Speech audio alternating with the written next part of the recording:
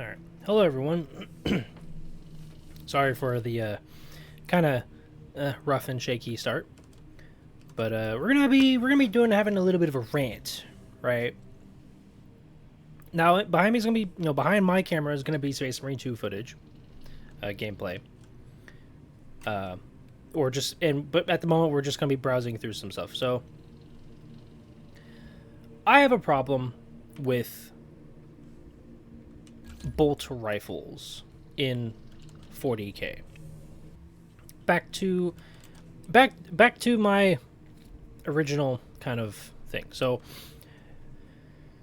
I have a gripe with Primaris Marines in 40k. And it mostly stems from them having newer weapons that are just better than your standard old bolt gun. Now, in tabletop, wait, can I actually? Yeah, so in tabletop, excuse me, the bolt rifle, right? This weapon, it's 2 attacks, hitting on 3s, strength is 4, its AP is -1, and its damage is 1, and then it also has the assault and heavy keywords. Okay, cool, right? Heavy could make sense. This thing's pretty big. AP -1. All right, nothing to think too negatively about it. So what's my issue with it? Well, when we compare it to the bolt gun, right? Now, for the sake of using Space Marine 2 as just like a helper in this is the bolt gun, right? Yeah, it's a Heretic Astartes bolt gun, but it is still a bolt gun nonetheless. Its profile is 2 attacks, hitting on 3s, strength 4, AP 0, and damage 1, with no keywords. And so my frustration just comes down to, okay, why does the bolt gun, why does the bolt rifle, right? Which, just if we want to use Space Marine 2 as like a kind of comparison between them, right? Why is the bolt rifle better, in quotes, than the bolt gun? Right? Because, yeah, you can obviously say, oh, well, the bolt rifle is longer. It has a longer barrel. That's why it has higher armor penetration. No, it has higher armor penetration because if I'm not mistaken, if I remember hearing this from like lore related stuff, it fires what is effectively Kraken rounds, Kraken bolt rounds, which exist for, guess what? Which exist for the standard bolt gun. And now you could say, oh, well, like, do you have a problem with the bolt carbine? No, because the bolt carbine is just the bolt gun.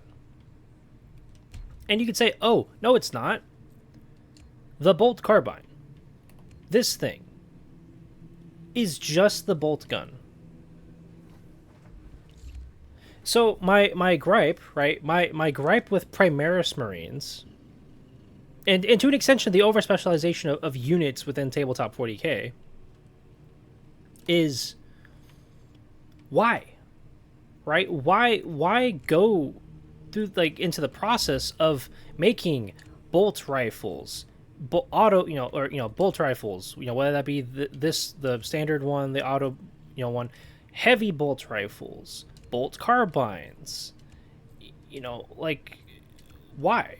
Why go through all that? Like, it just seems so unnecessary. Because, 40k isn't real life. No, it's not. But there is a level of realism that you have to take from reality and apply it to your fantasy or sci-fi setting. Because, in reality, right, with the bolt rifles, just using Space Marine 2 here as an example. The bolt, statistically speaking, in the tabletop, the bolt rifle, auto bolt rifle, bolt carbine, and its variants, and the Stalker bolt rifle are all the same weapon.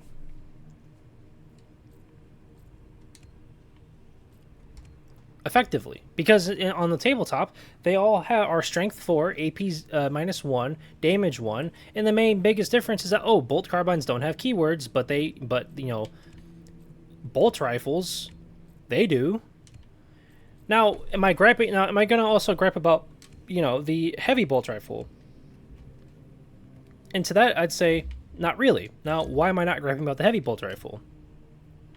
Because I can at least justify its existence because it is somewhat different than the other bolt rifles. Because it fires, from what I can tell, the same bolt rounds as the heavy bolter. And the heavy bolter, whether we're talking about Chaos Space Marines or Loyalist Marines, is strength 5, AP -1, damage 2. Or if not AP -1, AP -2. It's like, okay, that's fine, And granted, with the heretics, you could say, oh well, the heretics don't have their equivalents of the heavy bolt rifle, or the auto bolt gun or bolt rifle, right? Like, they don't have their equivalents. No, they don't. But really, in reality, the bolt rifle or the bolt gun is just the bolt carbine. And then also, like, additionally, onto the moving past bolt guns and bolt rifles for the Primaris, plasma weapons. Beyond plasma incinerators, right? Beyond these things, having the assault and heavy keyword, what is the difference between a plasma incinerator and a plasma gun? Oh, the plasma gun doesn't have the assault and heavy keyword, and it only fires once, but it's the same strength, same AP, and same damage. Whether we're talking about normal firing or supercharging it. So, once again, right? Why? What is the necessity in making in lore, right in world? What is the necessity of making this weapon, this in quotes new and improved version, when it's only, technically speaking, mildly better than this? And to the point of the assault and heavy keywords, right? Why doesn't the old plasma guns, for not only the Chaos Space Marines, but for other factions that have plasma guns, but why don't the plasma guns and bolt guns, why don't they have the assault keyword, right? They're small, they're compact, especially when you compare them to especially when you compare them to their counterparts, right? Because on average, plasma guns, like, especially when you looking at the models for 40K, like, for tabletop, are shorter. They're basically around the same size as a bolt gun, if not a little bit longer, right? And to that extent, okay, if the loyalists, right, are going to have their better versions of the bolt rifle and plasma gun, why aren't their melta rifles better? Like, my problem with the Primaris Marines and their gear, like their weapons, and even to an extent the vehicles, is it's like it's reinventing the wheel. It's like, why change something that's been working for in lore, thousands of years, and you're going to completely overhaul it with a system with weapons that are just a little bit better, just a little bit better. And it's like, that just seems like such a waste. Like, yeah, any increase in effectiveness is still an increase in effectiveness. Sure, I do agree with that general statement, but it just seems like such a overall, in the grand scale of things, a waste. Now, to that same point, what are my thoughts on Tacticus, Phobos armor, and Gravis armor? And my thoughts are this: I overall like that Primaris Marines have their own armor for Primaris Marines. However, and there's a thing to this: Primaris Marines are not all that much bigger than Firstborn Marines. So there is still the room for argument of, oh, what's the necessity of making a completely new set of armor that only Primaris can use, apparently? That just doesn't make... Logistically, that's like... Well, that's kind of dumb. Right? Like, assuming that the Rubicon surgery, or the Rubicon Primaris, to make Firstborn Marines into Primaris Marines was absolutely foolproof and had no possibility of failure, I'd be like, okay, fine, it makes sense. But the fact being that it doesn't, and there is still a fair room of like failure, and like, oh yeah, we could lose a Space Marine because of this.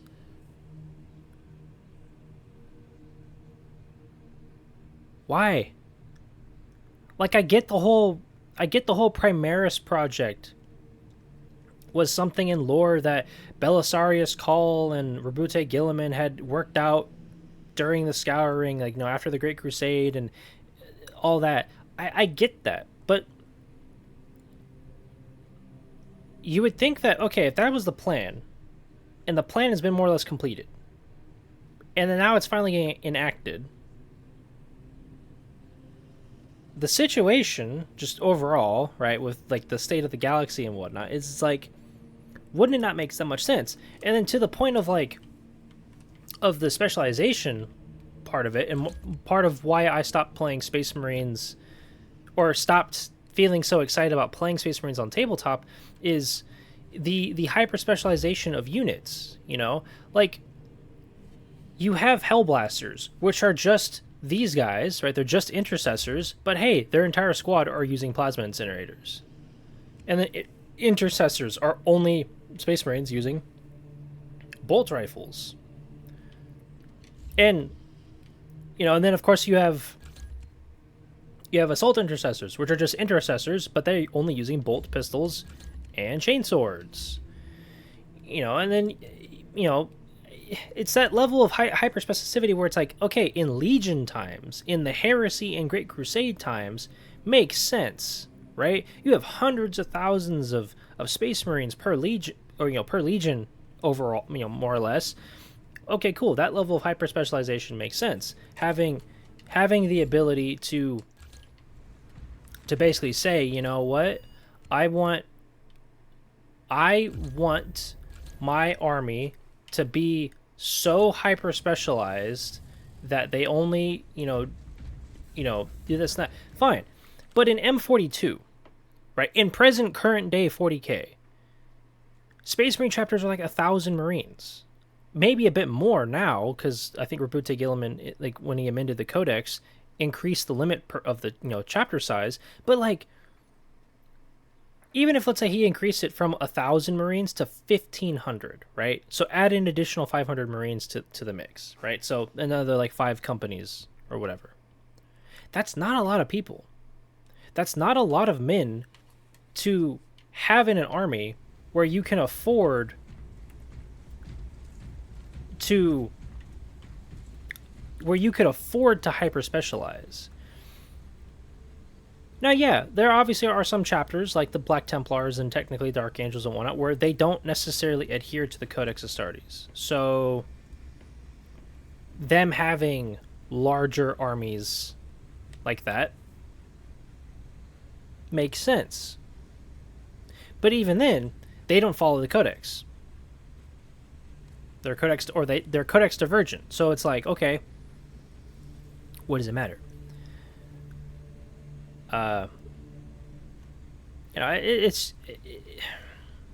It's a gripe that I have, and then also just from like the tactical standpoint of it, right? With like the whole hyper specialization of units for tabletop, is you have a problem, right? Where tactically, you have your, like, let's say that, okay, you have some infantry squads, and 2 of those squads are dedicated to taking down vehicles and monsters. So they're your anti-vehicle infantry units.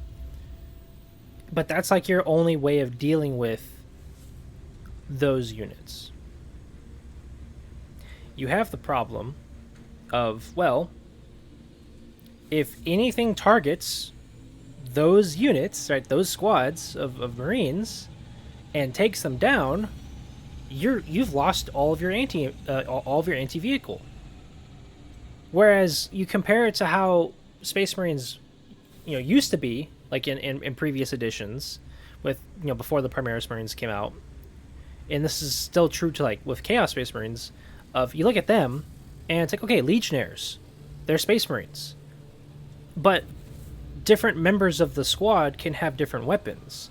You can give one of them a heavy bolter, and then give another one a plasma gun, or a melta gun, or a flamer, and okay, cool. You have 2 guys in this squad of 5 or 10 or whatever that have more dedicated anti-infantry options. And it's like, hey, if the squad gets targeted, and they and like you can, some of them die, okay, cool. As long as those 2 guys are there, cool, you're great, you're fine. And now you just split that amongst all of your battle line, all of your main foot troops, and boom, there you go. You're sweet. And I know, I guess a little expanding point to my gripe from my previous recording, but right before this, is something that irritates me with the fact that Space Marines have, bolt rifles that are AP -1, right? And like Chaos Space Marines normally have AP0 bolt guns, where other than the difference in armor penetration, bolt guns lack keywords, right? They don't have assault, they don't have heavy, they don't have lethal hits or any of that, right? So, okay, well, the Thousand Suns, right? They use Inferno Boltguns. Guess what the biggest difference between them and a bolt rifle is? They just don't have keywords. They do the same damage, same strength, same to hit, same number of attacks, and same armor penetration, but no keywords. Okay, so why? I mean, warp stuff. Once again, we're coming back to the whole thing, like, coming back to something I griped about, where, why don't Chaos Space Marines, right, as an example, why don't their bolt guns have AP -1? Because you can't tell me that, oh, their weapons aren't warp infused in some capacity. You can't, tell me that they don't have access to Kraken bolt rounds.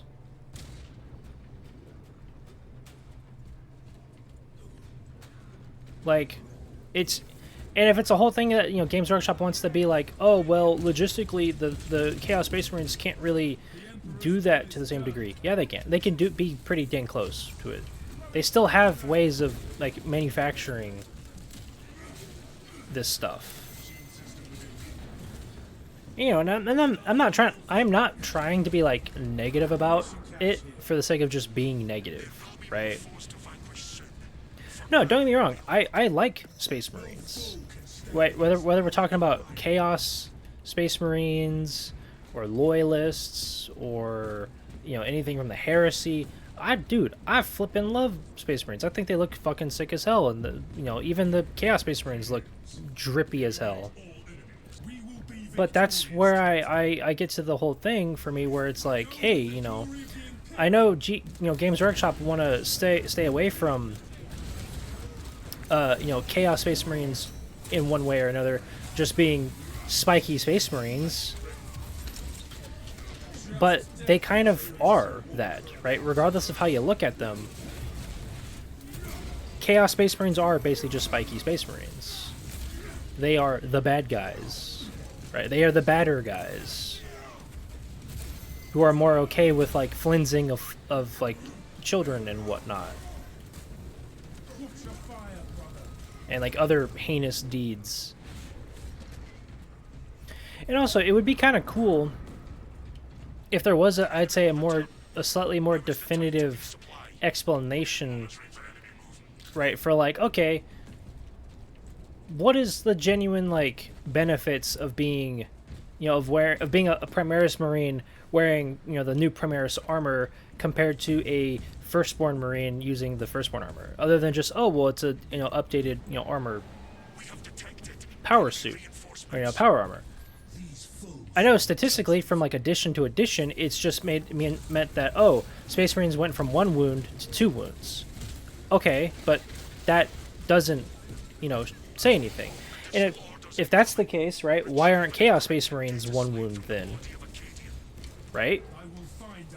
They're still wearing old Firstborn armor. It's just warp infused and, you know, corrupted and whatnot. You're telling me that, oh, because of the warp's corruption, that explains why they have 1 more wound? Like, that just seems kind of, I would say, lazy. Right? And granted, I'm not a member of the community who's been, you know, around in, you know, for 10 years or longer, right? I got fully into 40k basically within the last 1.5 to 2 years. Right? But I care, and like in this kind of stuff, right, where it's, yeah, you could say small stuff that doesn't really matter all that much. It matters for world building and to make things, or, you know, and to keep things consistent. And yeah, what I'm talking about has more to do with game balance.